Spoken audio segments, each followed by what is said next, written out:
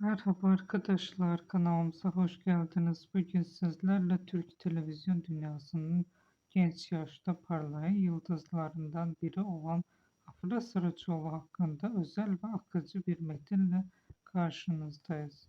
Afra Saraçoğlu son yıllarda adını sıkça duymamız tesadüfi değil.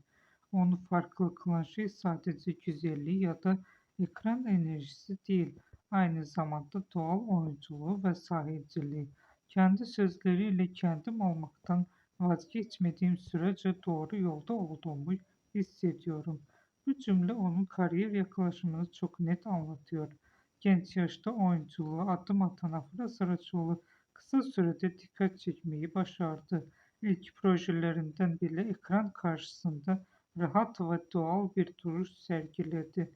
Bu da izleyicinin onu hızlıca benimsemesini sağladı. Ama onun hikayesi sadece hızlı bir çıkıştan ibaret değil. Her rolünde kendini geliştirmeye çalışan, farklı karakterleri dönmekten çekinmeyen bir oyuncu profili çiziyor. Romantik sahnelerden dramatik anlara kadar geniş bir yelpazede performans sergileyebiliyor. Ve belki de en önemli özelliği şu: abartısız yolculuk. İzleyici onu izlerken oynadığını değil, yaşadığını hissediyor. Tabii ki magazin dünyası da onu yakından takip ediyor. Özel hayatı, sosyal çevresi ve projeleri sık sık gündeme geliyor. Ancak o bu ilgiye karşı oldukça dengeli bir tavır sergiliyor. Ne tamamen göz önünde ne tamamen uzak.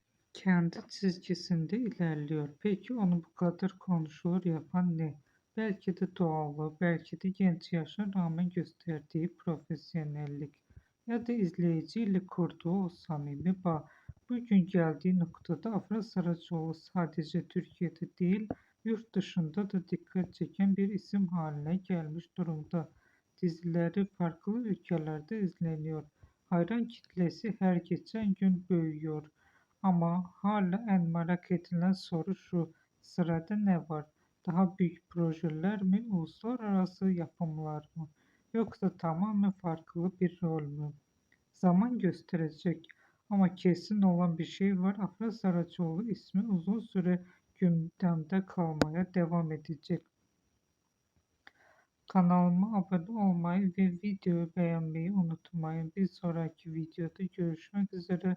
Hoşça kalın.